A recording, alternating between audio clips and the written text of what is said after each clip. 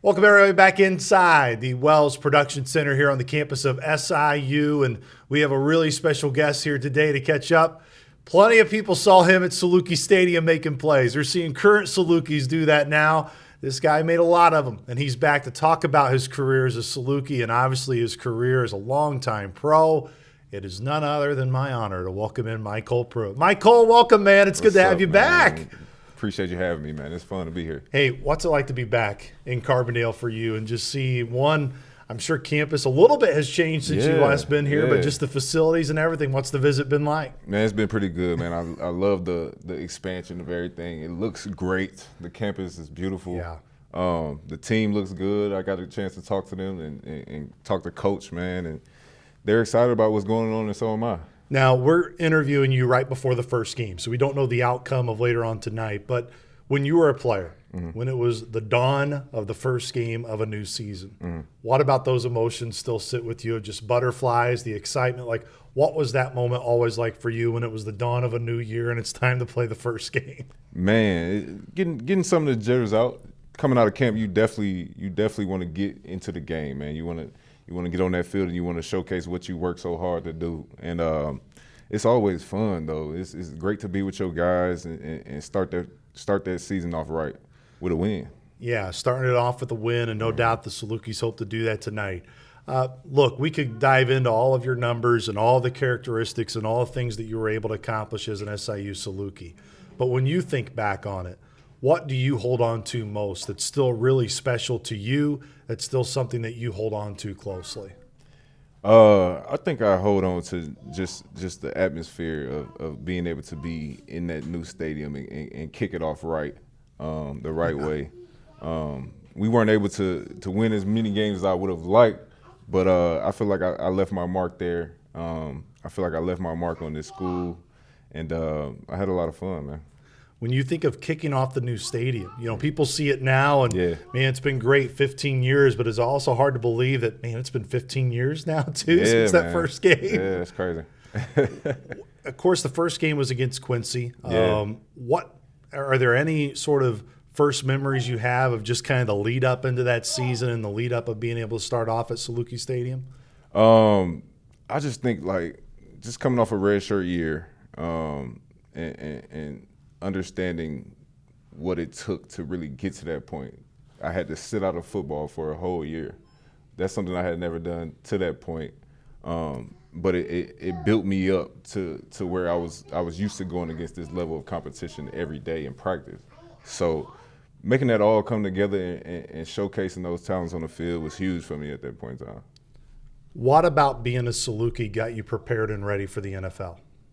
Man, I just feel like the tradition here, the way we practice, the talent that we played against. A lot of people like to knock the AA division, but it's some great talent in this division.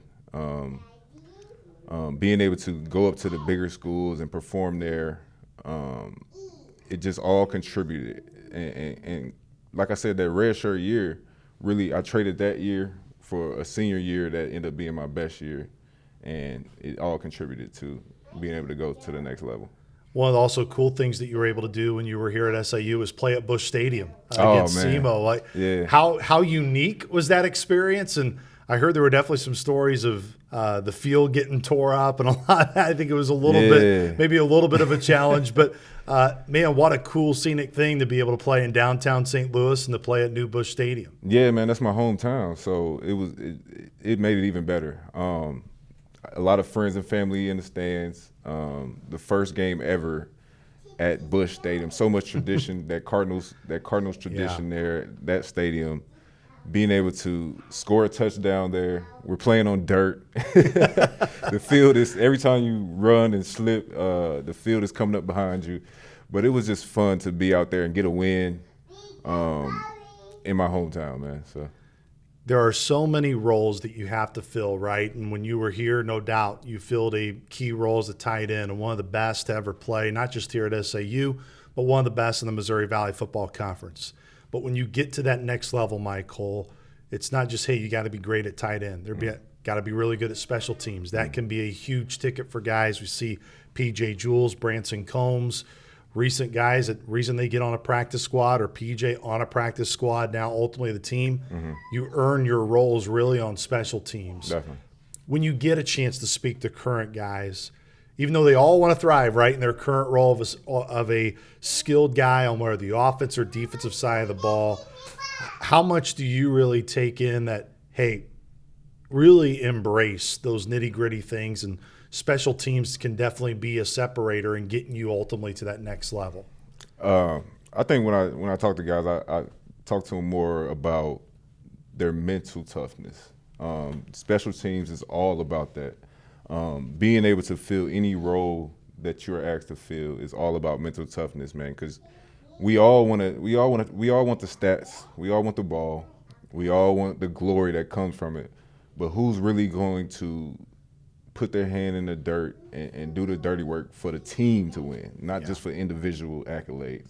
And that is something that takes extreme mental toughness. So that's something I had to work on and develop in my career because obviously when I was here, like you said, I broke some records. I was able to flourish, be a focal point in the offense. But when I got to the next level, they already got their guys. Like, you got to fit in where you fit in, get in where you fit in. So just being able to fill whatever role was necessary to stick around. It's hard to make it, MyCole. It may be even harder to stay as long as you did in the NFL and to do it for over a decade long. Mental toughness, I'm sure, was a big part of it. Maybe the majority of what your answer will be to this next question.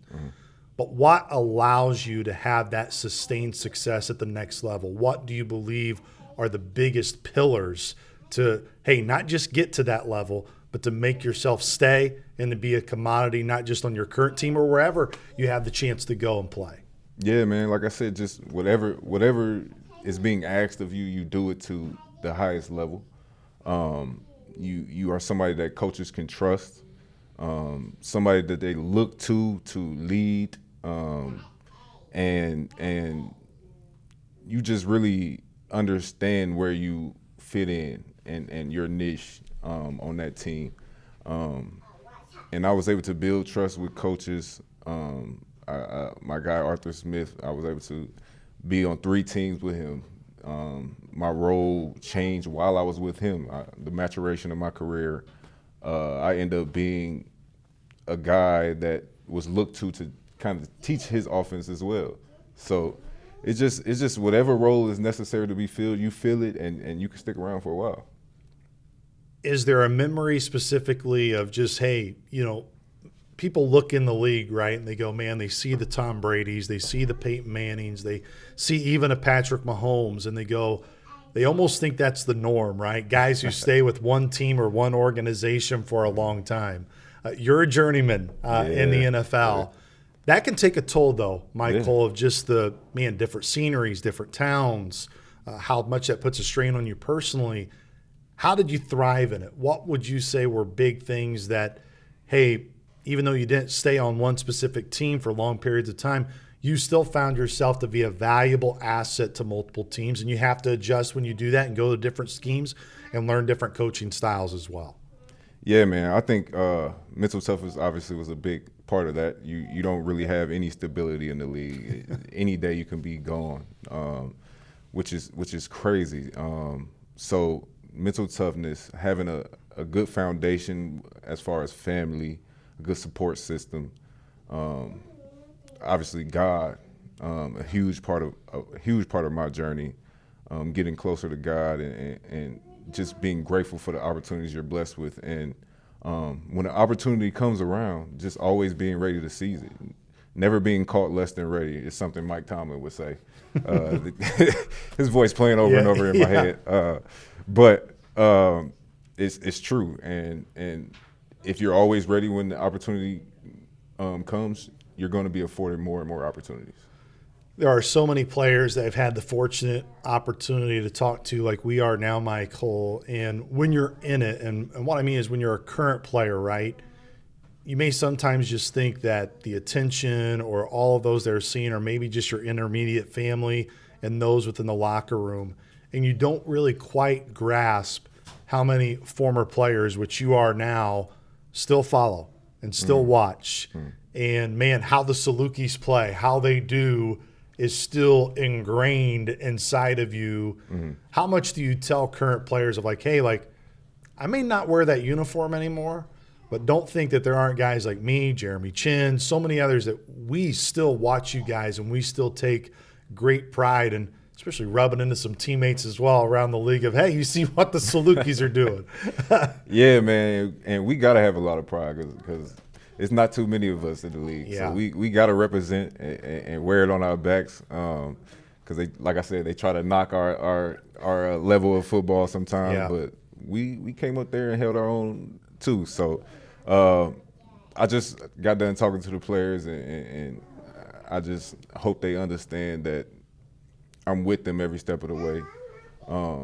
I can very much appreciate the culture that Nick Hill has built here. Just the way that he's just stuck with it for so long and going through so many changes as far as the landscape of college football, and to still thrive in that, you can see his pride and it shines through with the team. Even though Coach Hill didn't coach you for a game here, I believe he was on staff towards the end as an assistant coach. He's no doubt, I think, can be described as a player's coach. And the guys no doubt love just the enthusiasm, the energy, everything that you really pinpointed at. As an alum, what do you appreciate most that a guy who also wore that uniform and a guy who had success here leads the program? How important that is for you that when you communicate to the current head coach, he knows exactly how you feel because he wore that same uniform and he knows what all goes into it. Man, that's huge. Even now, I have a great relationship with Nick. We talk every now and then. He's always supporting me from afar.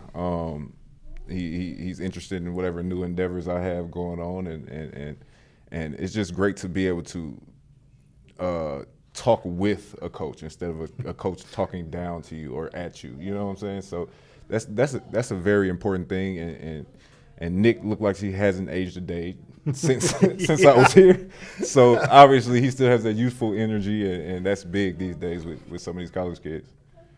When you think of being able to play in the Missouri Valley Football Conference and how great the league, of course, now people see what the Dakota schools have done, and it's no doubt enhanced the league.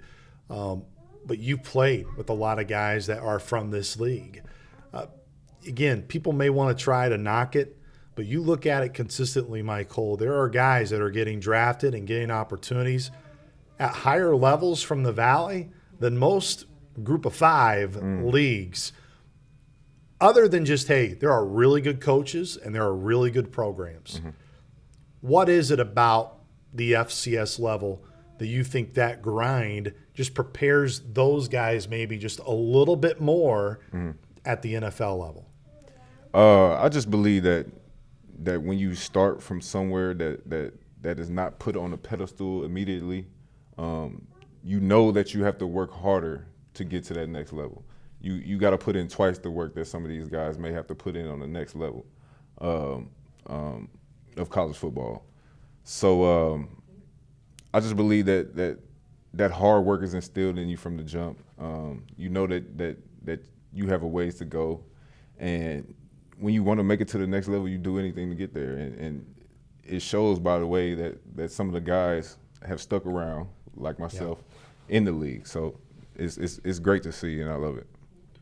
When you said you were able to talk to the team earlier today, the good teams you've been a part of, the successful teams you've been a part of, what's the common trait that all those teams have had that if this SIU team wants to ultimately reach the goals they want to reach, that's a trait that they're going to absolutely have to have. It's a non-negotiable.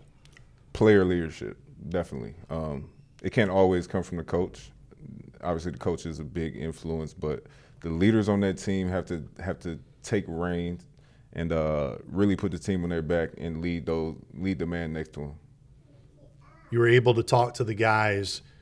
I know you haven't maybe necessarily been able to see him play, but when you were able to shake his hand, when you're able to talk to him, what stands out about DJ Williams, the quarterback? Man, big guy. No doubt. He's bigger than me. It seemed like that. Solid guy. I got to shake his hand, and it seems well-spoken as well. Yeah. So Man, I'm excited to watch him play, man. I've heard great things about him so far, and he looks good. I'm telling you, he could probably throw you some routes still. If you need to do some routes on air I out might there. need to. I might go out there and warm-ups with him or something. Look, we could spend a lot more time with you, MyCole. I know you got a lot of things to do today, but I kind of asked you about some of your favorite moments, but is there – we talked about the game at Busch Stadium, being in your hometown of St. Louis, obviously the first game at Saluki Stadium, but is there a trip?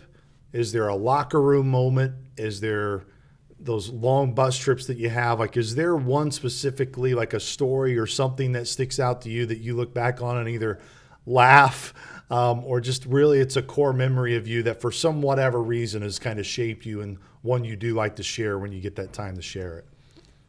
Man, I think just the thing that sticks out the most, I heard that they're going back to Purdue this year. Yep. I had a chance to go to Purdue and shine.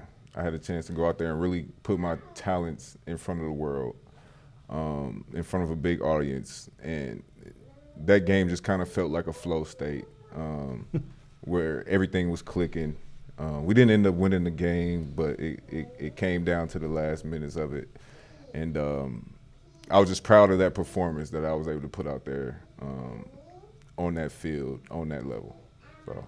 And I'm sure without a doubt that was probably a huge piece and getting a lot of eyeballs on yourself specifically. And I think that's a great question to ask someone like yourself of, in today's day and age, no doubt the NIL culture and everything else can create, whether you want to call it selfishness or, hey, I'll look at me more. But like you said, didn't win the game. I know that was ultimately the goal going there. How did you balance of, hey, this is a great opportunity for myself to showcase my individual skills, but also keeping in mind, like, hey, the reason I'm here, this is a team game here. We got to try to make sure that we can accomplish goals of the team, how you balance obviously the personal side of it, which you were ultimately able to do to get to the NFL, but by also still not forgetting, and I'm sure if I talk to a lot of your teammates, hey, MyCole was a really good teammate. Like, make sure you don't forget those things either. Yeah, man, I think it shows every time that when the team is successful, the individual players are going to be successful as well. So if we're all working together to get to a championship and we win, there's going to be more eyes on the individual players. That is shown evident by obviously the North Dakota States and stuff like that. Yeah. Like they won so much for a long time that they had guys getting to the league out of there. So once you have team success, there's going to be individual success as well. And if you focus more on the team than yourself, your success will come with it. Look, it's always great to ask these type of questions to former players. For Saluki Nation, for those that haven't had a chance, I know they've been able to follow you in your pro career. Kind of give them a little bit of an update of just what's your family like now and how that's expanded since they just saw you being a tight end here at SIU. Yeah, man, I'm growing up a little bit. I'm married just now. Just a little bit, yeah. I'm married now. My wife Lauren is here with my daughter Mael, and we have another addition on the way. Awesome. Pretty soon another baby girl. And I'm at home waiting for a call to hopefully be able to complete my 11th year in the league. But I'm not just sitting back waiting. I'm working. I'm starting new endeavors. I started a podcast actually called Must Be Two Sides with my best friend who was actually a fellow alum of SIU. We both played football here. We both played football in high school. But our careers went on two different ways, but in a parallel way. He ended up being a sports broadcaster. He's worked with the Vikings now in Minnesota and all the rest of the teams up there. And obviously I played in the NFL, so we're just touching on the two different sides of that. Yeah. And just how athletes and media have been put against each other, but we are best friends, so we kind of bring a different angle to it. What's been the best part about being a girl dad? Man, they make you work for sure. I say the best part is just tapping into the sensitive side, tapping into the love that they give their father. Like when they look at their father, that's who they model love from a man after. So they reciprocate that too. Whatever you give to them, they reciprocate it. And just feeling that every day, seeing her learn new things every day and do something new every day is amazing. You obviously mentioned the podcast that you're a part of. How can Saluki Nation support it, follow it? I'm sure it's all over social media, but ways that we can connect with you and help prop up that podcast. Yeah, man, we're on Instagram at Must Be Two Sides Podcast. We're on YouTube, Must Be Two Sides Podcast. And like, subscribe, comment, do all that. We want to run it up. We want y'all to be a part of it. You mentioned the work never stops, right? Yeah. When you wait for that call. Look, those can always be nerve-wracking moments. I'm sure now being with your family, expanding, that probably helps keep your mind off of it. But how do you stay locked in? Even the day, like, what do you enjoy so much about the workouts, the regimen, and all that stuff that you continue to push through? I think just this time being out of football, it's been 20 years since I've not been a football training camp. It's allowed me time to reflect on the past. I obviously get to come back here and reflect just how I've got to where I was at, what I did right, what I did wrong, how I can fix it moving forward, and just it's allowed me time to get closer with God and build a discipline that maybe I didn't have before. Like, obviously it takes discipline to get to where I already got to, but there's another level that I'm able to tap into, and I just want to keep growing. That's at the end of the day, like, there's no going backwards. I want to keep growing no matter what it is. Well, MyCole, I didn't have the chance to call your games when you were here, but, man, I've heard so many great stories about you from whether it be fans, of course, Mike Reese, who was in this position prior to me, the longtime voice. He's still around. He'll be at Saluki Stadium later on tonight. Yeah. But, man, I hope you know what it means to those guys in the locker room and all of us to see guys like yourself have success at the next level.